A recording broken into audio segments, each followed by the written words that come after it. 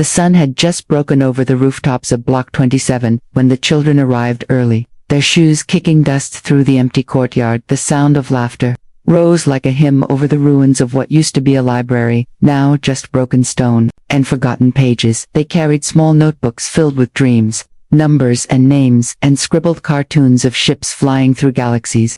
Where no one ever died, where no one ever cried. They sat in a circle, 5 of them, the oldest barely 10, passing around a scavenged datapad trying to make it work again. They called it school even though no teachers came anymore.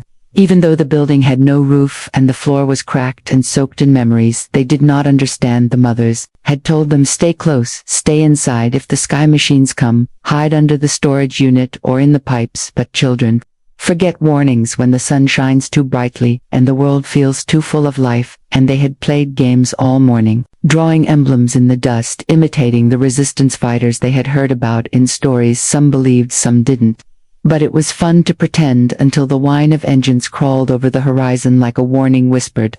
Too late. One boy pointed up, his finger trembling, his eyes wide with something older than fear. It's them, he said, and the others looked and saw 3 dark shapes gliding like silent predators. No one ran at first. They had seen these machines before, flying over, never stopping, never caring. They didn't know today was different. They didn't know that far away a command was given by someone who never knew their names, who never looked at their faces, who marked them as threats because of a distorted transmission, and a flicker of heat near a rusted signal tower. The first blast struck the wall behind them, fire and metal tearing the morning apart. The second hit the ground in the center of the courtyard, swallowing their voices in an instant. A camera lens recorded everything, beaming it back to a control room filled with men in suits, nodding at data, smiling at silence. None of them asked who the children were, none of them cared. They checked boxes, updated kill counts, and called it clean. Later birds circled, the smoking ruins and dust hung like a shroud over the playground. The only sound, the hiss of scorched ground cooling slowly, and the faint crackle of static from the broken datapad that still lay half buried in ash. Nearby, the tiny screen blinked, once showing a sketch drawn hours earlier, 5 stick figures under a banner that read peace, above them a star, and beneath it a single word, hope, now melted at the edges, now unreadable but still glowing faintly like a secret not quite forgotten. The news came not with sirens, not with screams, but through whispers that spread like smoke through every alley, every stall, every checkpoint. 5 dead children in Block 27 burned before noon, gone before lunch. No one official confirmed anything. The Empire broadcasted a victory clip showing blurry heat signatures erased by precision fire, calling it a threat neutralized, calling it a strategic win. They showed no faces, no names, just flames and silence, and charts full of rising numbers. The people watching knew what that meant. They had seen it before, the clean lie wrapped in data, the cruel truth buried in ash. Far from the ruins, in 5 different corners of the city, 5 women stopped moving in the middle of whatever they were doing, a hand frozen mid-stitch, a wrench slipping from calloused fingers, a spoon falling into hot broth. All of them knowing before anyone spoke, all of them feeling it like a scream under the skin.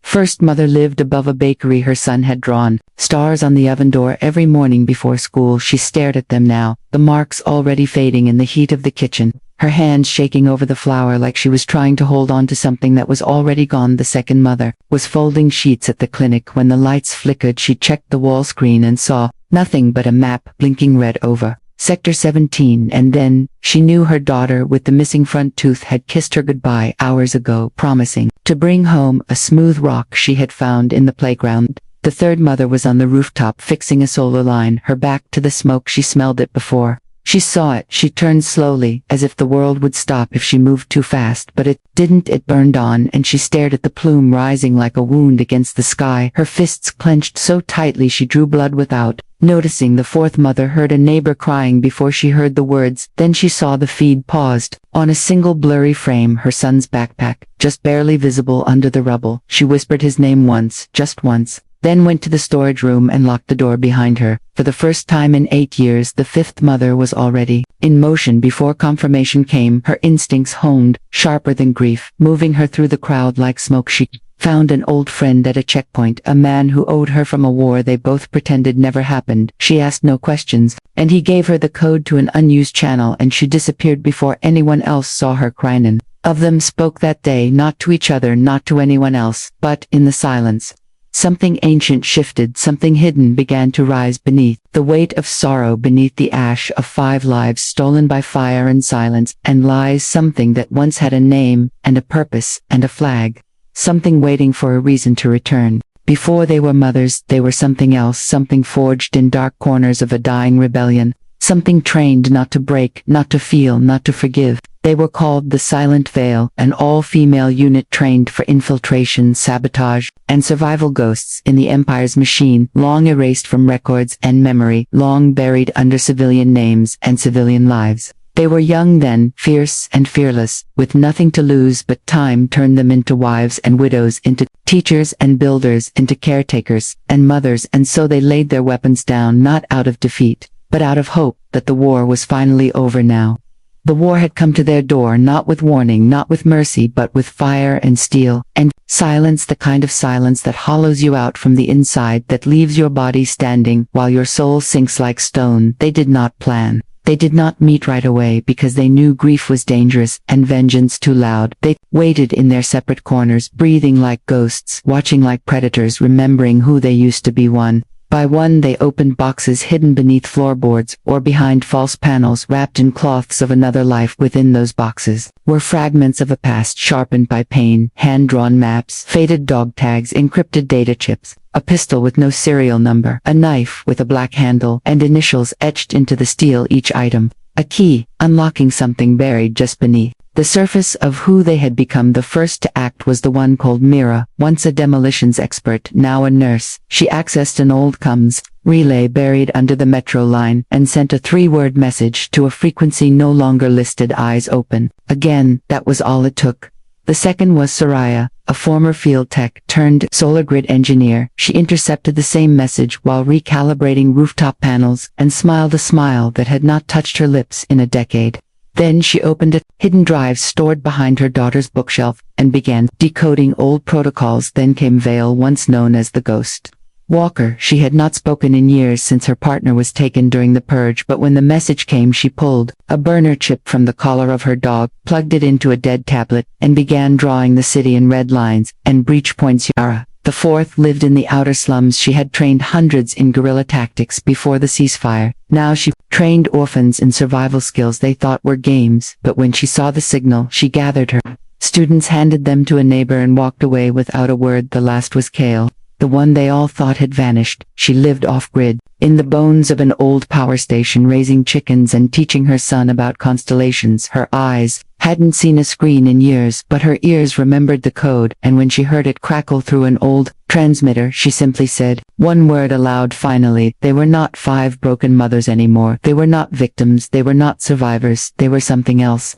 Now something awakened, something ancient and rising with purpose. They were the Veil again, and the Empire had just reminded them why they were created.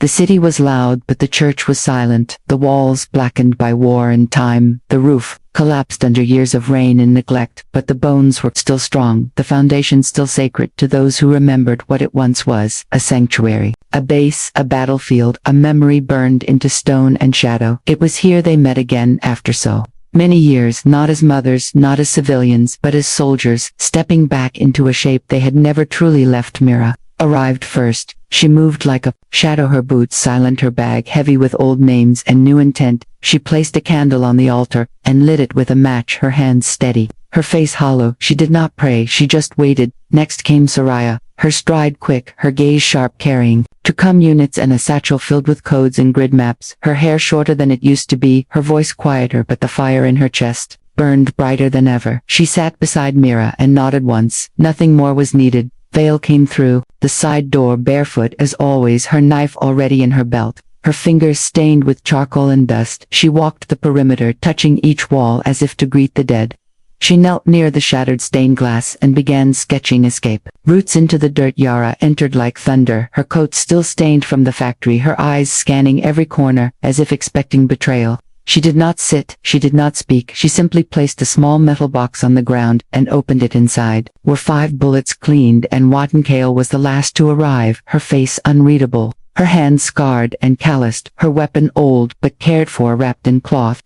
She placed it gently on the altar beside the candle, then looked at each of them, and finally spoke a single sentence. It was not an accident. The words were heavy, not with shock, but confirmation. They all knew it already. The footage had been too clean, too perfect, the strike too precise. It had not been a mistake. It had been a message, one sent by cowards who had forgotten what fear truly was. They did not cry, they did not break, they simply leaned into the old rhythm, speaking in code, laying out what they knew, how many drones were active in the sky, which officers had changed position, who had returned from leave, what sensors still blinked red on the edge of the outer zone's veil, handed out maps marked with red circles and exit times. Soraya calibrated the units. Mira shared medical patches and emergency injection. Penziara revealed a list of old contacts and sympathizers, some alive, some lost. Kale showed them a name, the one who authorized the strike, a name none of them had spoken in years. They stood around the altar, 5 women, 5 soldiers, 5 mothers,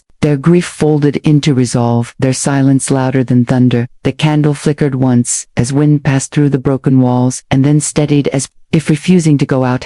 When they left as ghosts, not seen, not followed, not touched. They vanished back into the city like smoke, leaving only the scent of ash and the echo of footsteps behind them, and for the first time in a decade the veil moved again. They did not need orders, they did not need permission, they had trained for this in another life, and that training lived in their bones, in their breath, in the quiet. Between heartbeats they moved separately through the veins of the city, blending into crowds, into alleys, into forgotten tunnels that had once hidden armies. Now they were 5 again, not one more, not one less, and each one had a role to play in the storm they were about to build. Mira entered the records depot disguised as a sanitation officer, her face masked, her eyes alert. She found the room where drone strike authorizations were archived, where access logs were buried in layers of encryption. She stayed there 23 minutes, long enough to duplicate the signatures and overwrite the exit footage. When she left, no one remembered she had been there. Asria hacked into the city grid from a market terminal while pretending to check the ration status of her neighborhood.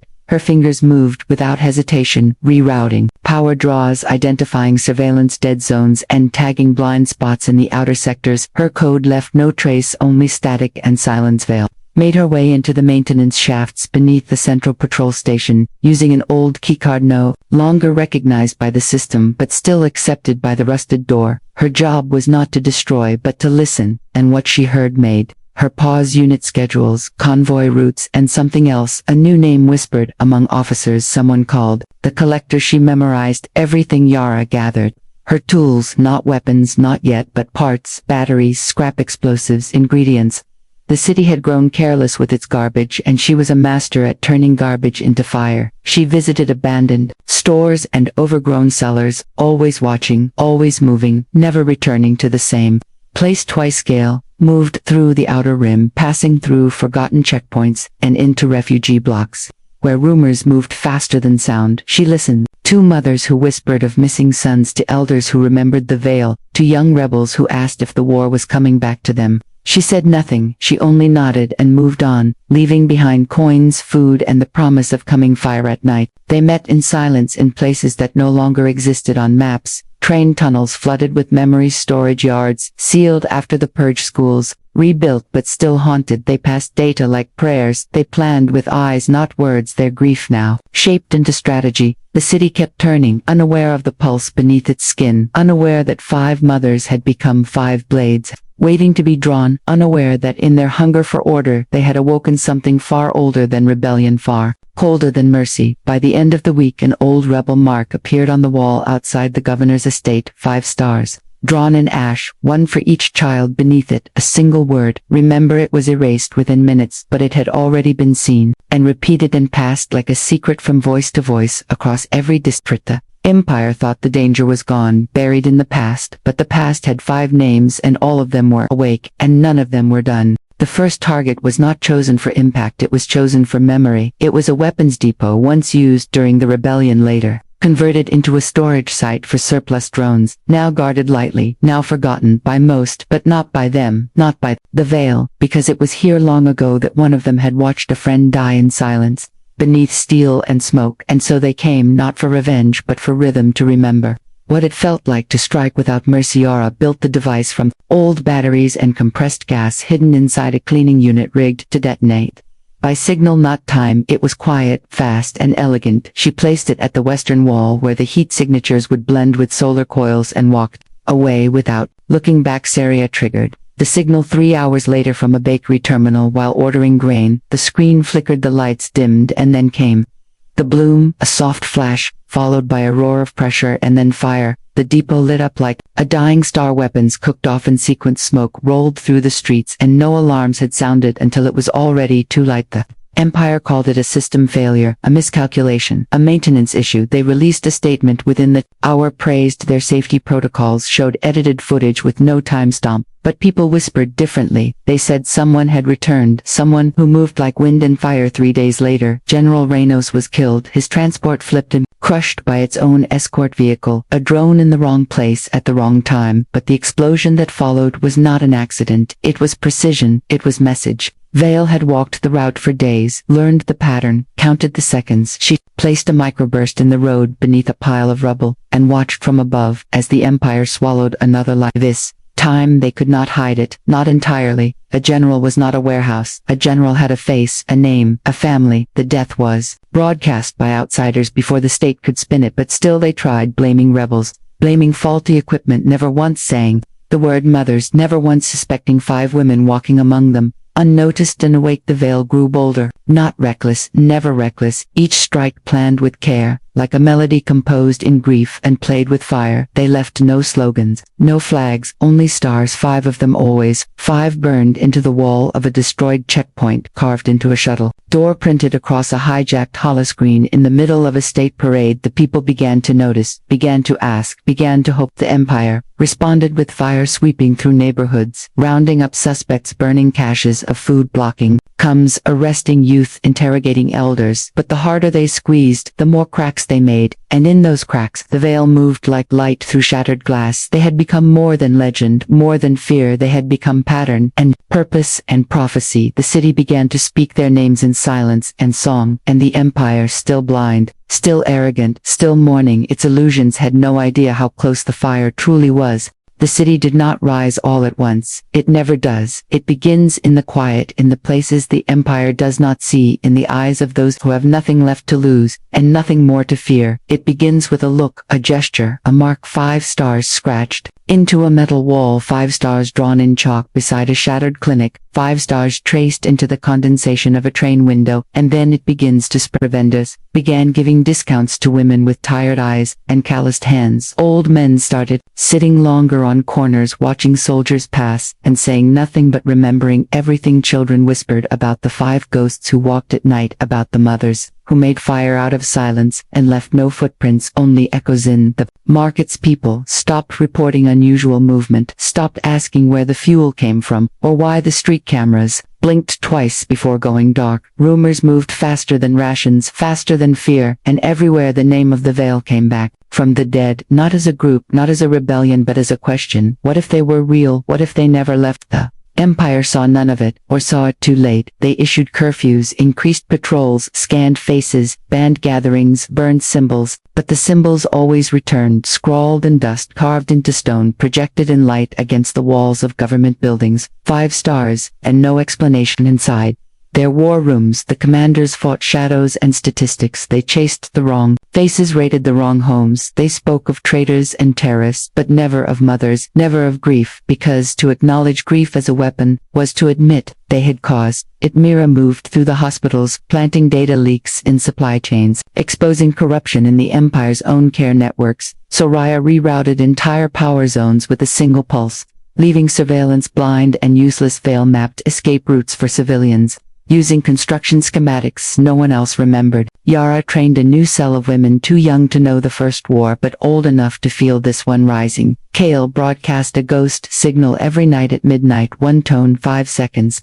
5 times repeated, and then silence, and still they left no names, gave no speeches, held no flags. They were not building an army. They were building belief, a belief more dangerous than bombs, that something sacred had returned, something made not of fire or fury, but of memory and purpose. People began to answer that belief. A former pilot offered access codes to hangars. A train operator stalled a military shipment, just long enough for a breach to happen. A group of students smuggled supplies through checkpoints, using school passes, every act small and quiet. And burning one night, a child climbed to the top of a broken tower in Sector 11 and waved a banner made from torn cloth and red paint, 5 stars and one word: Beneath it rise, the footage went viral before the empire could shut it down, and for the first time the Veil saw what they had become, not a myth, not a whisper, but a mirror, showing the people what they were still capable of.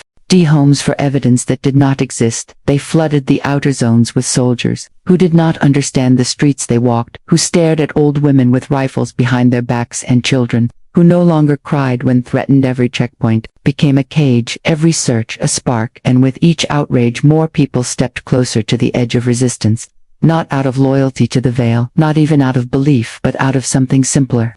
Something more dangerous. They had had enough. The Veil did not need to do much. Now the empire did their work for them. Every mother imprisoned, every son accused, every elder interrogated without cause turned more eyes toward the 5 stars, more hands toward quiet defiance. It was not the bombings that built the rebellion. It was the grief, the bruises, the burn marks left by an empire choking on its own fear. Mira walked through a refugee camp handing out medicine.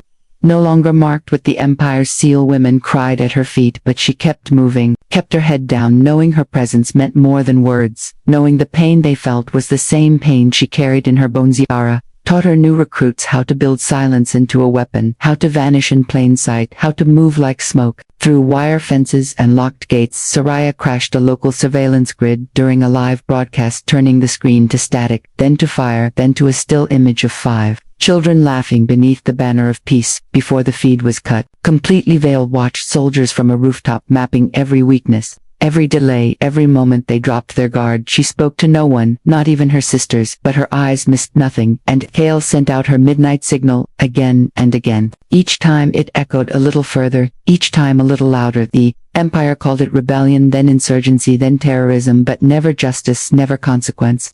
They issued death warrants for ghosts, scanned crowds for faces that no longer existed. On any database, they destroyed statues, renamed streets, banned the word Veil from every stream, but could not stop the stories, could not stop the memory. In the heart of the capital, a young girl painted 5 stars across a guard tower wall. In broad daylight, when asked why, she said, "Because they remind me not to be afraid," and then she disappeared into the crowd. Before anyone could stop her, before anyone could take her name, the Veil did not cheer, they did not celebrate, they only watched, and waited and breathed, because they knew this was not victory. This was still the beginning, and the fire had not yet reached its hottest point. It began with darkness, not chaos, not sound, not fire, just darkness, sudden and complete. A stillness that spread like frost through every street of the Capital One district, then another, then all of them. Screens blinked outdoors, froze in place, lights shut off mid-stride, and the city that claimed to never sleep fell silent under a sky filled with stars. Then the message came, not as words, not as slogans, but as rhythm. 5 pulses of light, white against black, then 5 seconds of nothing, then again, and again, a pattern written in code, written in grief. Every terminal, every billboard, every wrist screen and monitor pulsed in time, until even the empire could not hide it. Then the voice came, not synthetic, not broadcast through the usual channels, but deep and human and real, the kind of voice that carries weight, because it was never meant to lie. Calm and clear, it said, "We are the mothers of the fallen. We are the fire that you lit when you killed our children. We do not forget, and we do not forgive." The voice never said a name, never claimed credit, never demanded surrender, but in every corner of the empire, people stopped moving to listen, some with fists clenched, some with tears rising, some with hearts finally beating, in rhythm with something larger than fear. In a secured bunker, the governor general screamed for a trace, demanded a counterattack, but no signal could be found, no source located, no one to punish, because the Veil had become untraceable, untouchable, unstoppable. While the message played, the command tower in District 1 suffered a cascade failure, a precise sequence of detonations, one floor at a time, each triggered by a system that had never been accessed from the outside. A tower built to endure wars fell inward. Like paper folded wrong, people ran into the streets, not from panic but from purpose. They gathered at checkpoints and refused to leave. Surrounded, armored convoys, not with weapons but with eyes and numbers, and silenced children stood in front of soldiers holding handmade flags with 5 stars drawn in charcoal, not asking for peace, not asking for forgiveness, just watching and waiting. And